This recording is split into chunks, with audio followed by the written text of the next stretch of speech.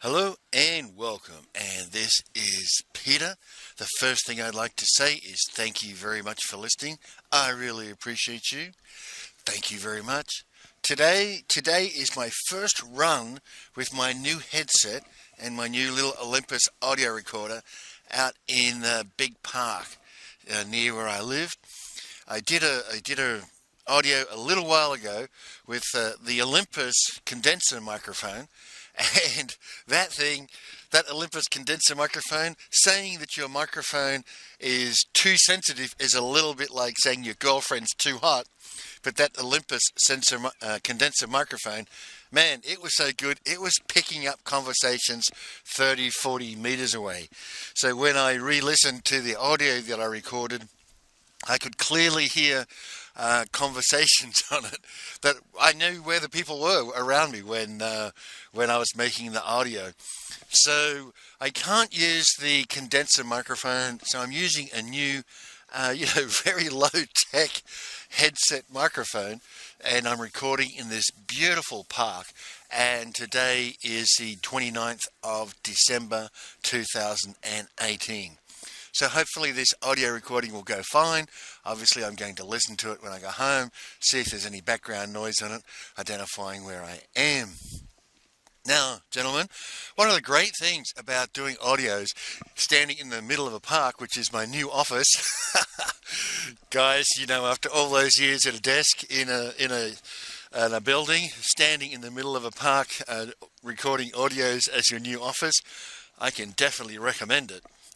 So one of the great things about recording audios and giving audios away for free as your product is that you get to record them in whatever order you like, just whatever takes you on the day, and then you put them back together in the right order to publish them. And today is one of those days. Today I'm going to talk about one of the exercises in the Landmark Advanced class, and generally you're not going to hear this audio for quite some time because it will be a little bit down the track, I would think. There's many things for you to learn before you would, in the ordinary course of advance, there's many other things you would hear before you would do this exercise, okay? So here we go. I'll describe the exercise as it happened for me. So it was about August. I was in the advanced class, and I did the forum in February, as I've talked about. And in the advanced class, I'd managed to persuade the guy who held my contract at the MLC company. His name was Cole. So Cole held my contract, and I was working very closely with Cole on research for the company on how to get the best use out of this technology that we had and how to make the most money out of this technology we had.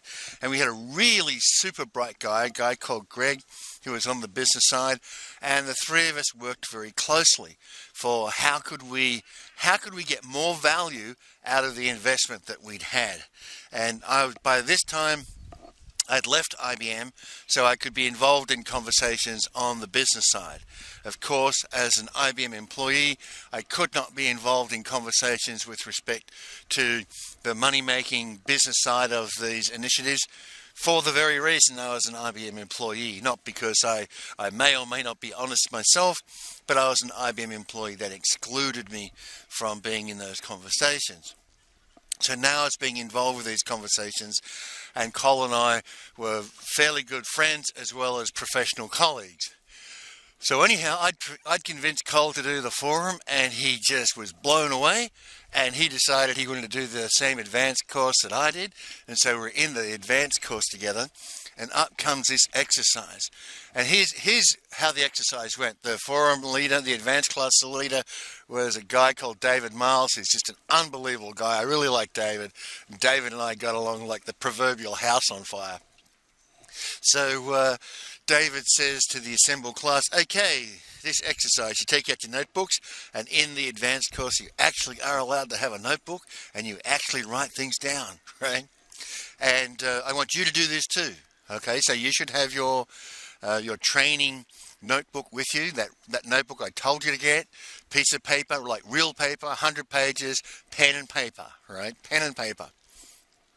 So David says, take out your notebooks, ladies and gentlemen, And the exercise is this.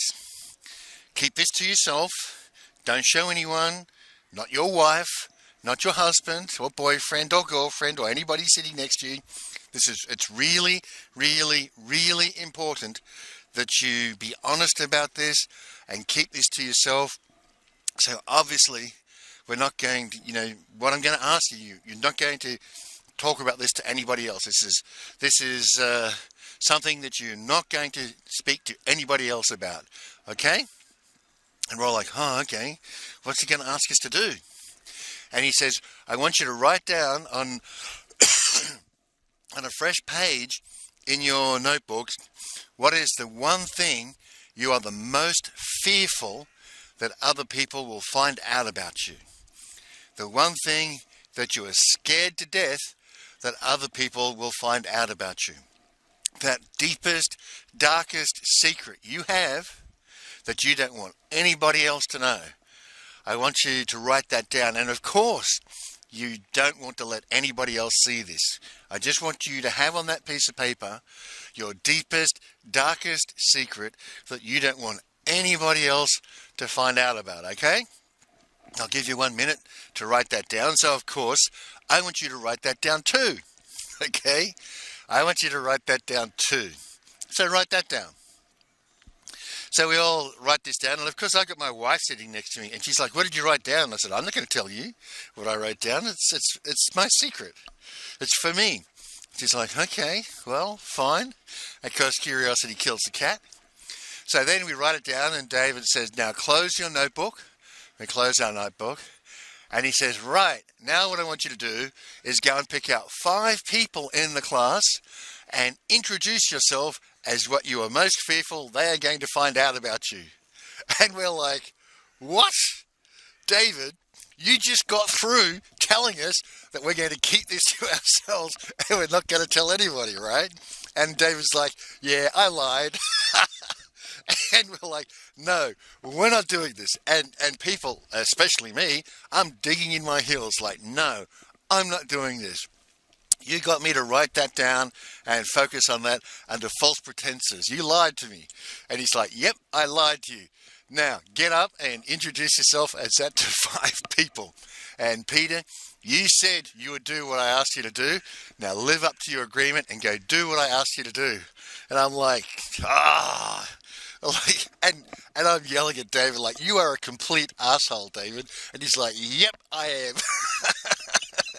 And so we're having, and lots of people were arguing with him, right? Saying, no, we didn't agree to be deceived into doing something. And David's like, get up and introduce yourself as that to 5 people. And he kept pushing. And he kept pushing, saying, you guys agreed to this. So get up and do it. And it's like, okay. So my wife is sitting there, and I'm like, well, you're so bloody interested in what I had to say. And she goes, yes, like she was all keen. And I said to her, my deepest, darkest fear is that people will figure out that I'm not as smart as I make out to be. And she just laughed at me. She's like, that's it? You're afraid that people are going to figure out you're not as smart as you make out to be? You got a goddamn IQ of 145? And you're worried about people figuring out, oh, maybe he's not that smart. And she laughed at me. She literally laughed in my face. I'm like, huh? Like, I'm expecting she'll be shocked. And she's laughing at me. I'm like, huh?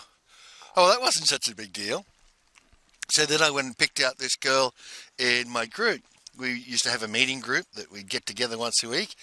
And I picked out this girl in my group. Her name is Michelle. And I went over to her and said, you know, Michelle, I'm most afraid that people will find out that I'm not as smart as I make out to be.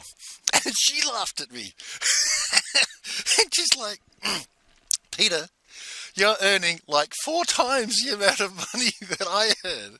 And you make more in a month than you make more in a week than I make in a month. She's like, they're not paying you because you're a dummy, you idiot. Literally, what she said to me is, they're not paying because you're a dummy, you idiot. And I'm like, this is starting to get a little bit strange. And then I think, well, Cole's in the room, and Cole, owns my contract. He's my contract manager at my customer, and he's the guy paying me all this money to do all this research in his company. Man, if I could go and introduce myself as that to him, there might be something on the other side of this. And so I walked over to Cole, and he's looking at me. He's like, really?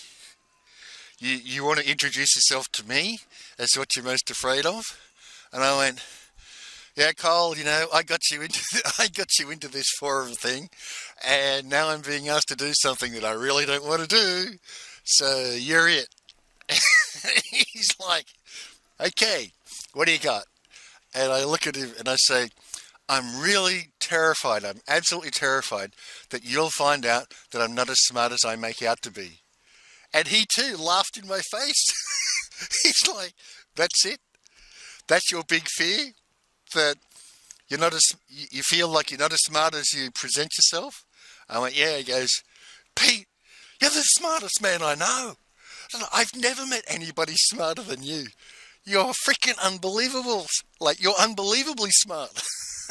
I wish I could be as smart as you. And by now he's killing himself laughing. He's like, this is it. This is your big fear. Your big fear is, other people are going to find out that you're kind of pushing the limit on how smart you are. I'm like, yeah, because, that's been my winning formula. My winning formula has been learn faster. It's been a compensation for the birthday party I didn't get to go to. It's been the compensation for being unloved. And of course, the result of all that is going to be the fear that if people find out that I'm not as smart as I make out to be, that they won't love me anymore. And I'm telling you all this, and this is all coming very much from the heart. And he's just standing there like, you're going to be kidding me, a guy like you. And, after we actually had a bit of a hug, a bit of a bro hug, a bit of a bromance, and he shake hands, and he's like, dude, you do not have to worry about people finding out you're not as smart as you make out to be, because you're pretty goddamn smart. Okay? And I'm like, that's it. That's been my big fear. My big fear is that, I learn so much, I spend so much time learning, and I spend so much time trying stuff. 8, 9 times out of 10, what you try fails, because that's how you learn stuff. So 8 or 9 times out of 10, you'll try stuff and you'll fail, and you'll work at it again, and you'll work at it again, and you'll work at it again. And at the end of all that, you actually learn something, right? At the end of all that, you actually learn something. And I've been doing that for years. At that stage, 31, I've been doing that for 26 years. I've been doing that since that fateful day that man landed on the moon, and I wrote out the word television 32 times, and I felt love and attention from my little peers in my kindergarten class. I've been learning stuff since then. The 5-year-old had been in charge. So how about you? How about you? Are you willing to write down in your learning notebook that I asked you to get that thing which you are most afraid that other people will find out about you? Are you willing to write that down? And then ask yourself this question. Once you've written that down, now that you know what the question is, now that you know what the exercise is, are you willing to go and introduce yourself to 5 people you know that is the thing that you're most afraid they'll find out about you? Are you willing to do that? Okay? And I can tell you, when I went to do that, when I went to say that to my wife, I was pretty freaking scared. As stupid as it sounds now, I was pretty freaking scared. And when I fronted up to Cole and stood in front of Cole and said, I'm going to introduce myself, I'm going to do this, I was pretty freaking scared. Okay? So that's kind of how that goes. Now, why do that? Why do that? Because if you're willing to write down what it is that you're most afraid other people find out about you, then and go and introduce them to that. On the other side of that is a recognition that, one, the fear was probably pretty silly in the first place, and two, that it doesn't actually make much difference. The fear of people finding that out about you controls your life much more than once you've told people that about you. Just keep going. Just keep going, right? And it will cease to have any significant effect on your life. Whatever that was that you were afraid that people find out about you, it will cease to have any real significant influence on your life. And of course, if you do this in a number of areas, those things that have been kind of the rails on which you have run your life, kind of like a train, without a lot of flexibility in which direction that you go. Trains don't have a lot of flexibility in the direction that they run. They run on the rails, and then occasionally there's a fork in the rails, and they can go a slightly different direction for a fork in the rails, right? But a train doesn't have a lot of choice about the direction it goes in. And in the same way, these things that we're afraid of other people finding out about us, they tend to be the rails on which we run our lives. And they tend to have a far greater influence on our lives than what they really could, or arguably even should, have. Okay? So that's our little audio for today. I hope you enjoyed that. I can tell you it was after the exercise, like 10 minutes, we took a break afterwards, and after the exercise, and we were all laughing about it. And I went up to David and apologised to him. Right? I went up to David and said, "Okay, David, look, I called you some names and I was upset, and I'm really sorry. I know I shouldn't have done that, but, that's kind of just how I am." And David had a big grin on his face and says, "Apology accepted." He said, "Of course." He's like, "Of course people get upset when we tell them to do that. Come on." And of course they called me some names, and of course the bigger of them come to me and apologise. So thank you very much for that, but of course I understood what was going on. And so we had a good laugh about it. So that was kind of how that went. So gentlemen, think about that. Think about that exercise. Think about whether you're up for it. Think about whether you're willing to do it, right? Because if you are willing to do it, and I do recommend it, but I can't make you do it, right? I'm just some random guy on the internet making audios. I can't make you do that exercise, right? But I can tell you this. On the other side of doing that exercise, you're going to come out of it stronger, tougher, a better man than you went into it. Not by a lot, but by a little bit. And if you do it a lot, do these things a lot, you'll come out of this series of audios a stronger, tougher, better man who's able to communicate more effectively to your prospects, and you'll get more deals. Not only will you get more deals, you'll get bigger deals. Okay? Because imagine when I was selling and I was fearful that the customer would find out I'm not as smart as I make out to be. Imagine how that inhibited my ability to be more fully self-expressed and inhibited my ability to better communicate with my customer. Can you imagine that, right? Because it must have. It was unconscious, but it must have, right?